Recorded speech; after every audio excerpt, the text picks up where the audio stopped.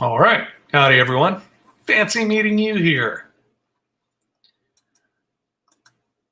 So now we are going to cover part 2, personal protection for the believer. And this one is escalation of force. If you remember in part 1, we discussed, well, different types of force, right? We have generally physical force and deadly physical force. And on this one, we're going to discuss basically the escalation of force, right? When are you allowed to escalate the use of force? Okay, so that is the question at hand.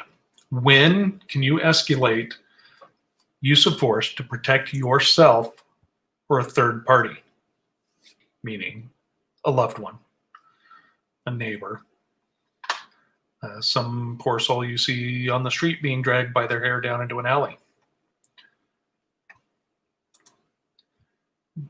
Generally speaking, a person may only use the minimum amount of force necessary to stop a threat. This means words against words, physical force against physical force, and deadly force against, deadly physical force against deadly physical force. There are many myths that surround this concept of equal force, such as don't bring a knife to a gunfight. Just as a diversion, somewhere in the neighborhood of 83% of all gunshot victims survive, while 62% of all stabbing victims die. This statistic varies by a few percent each year, but it's nowhere anywhere close to equal. So forget the garbage that people are out there saying. Now, when can we escalate force? On the face of it, all humans are created equal.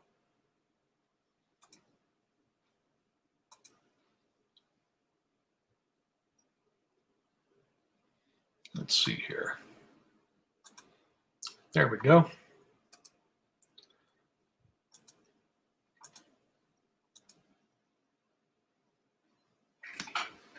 Right? Everybody's equal. If we break it down, though, we can see we are not all physically equal. As a rule, men are physically stronger than women.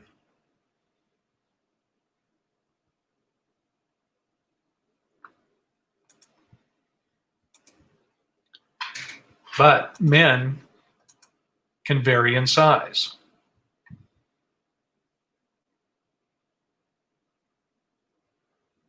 If it came to throwing dukes, these two men obviously are not equal.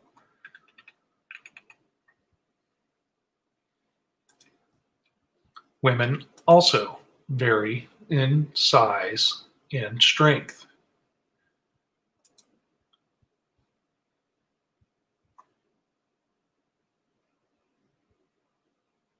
You cannot tell me that this woman here is going to be able to physically dominate this woman if they started throwing blows because one of them's boyfriend asked the other one to dance.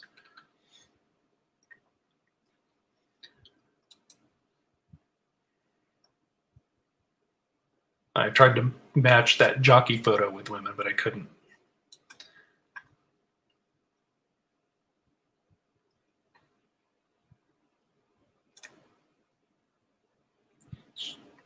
She will kick your butt. Okay. Now, this brings up a concept of justification under the law called disparity of force. While this is easily argued against under the idea all are equal, And it has been. And it's also been argued, well, that man didn't need to use a weapon because he was only fighting 2 women. Anyways, disparity of force is most easily defensible in one area. And that area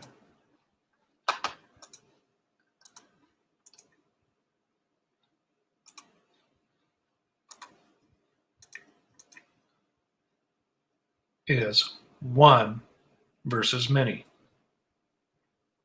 We're seeing a lot of this recently. An awful lot of it.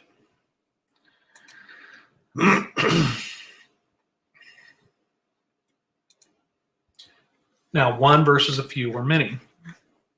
Does that mean if you don't like what a group of people are saying, you can just pull out the old butterfly knife and go to Slash Town? Not necessarily, right? Words against words.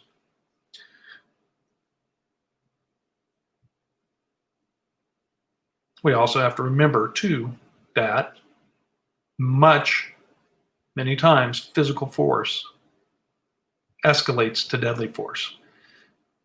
Multiple times in the past year, right, this being 2020, all the way back through 2019, we've seen cases where people thought it would be funny or cute to just punch an unsuspecting person, and that person ends up in a coma and or dies. And it's something that needs to be taken seriously. Especially now, we're seeing people using fists and feet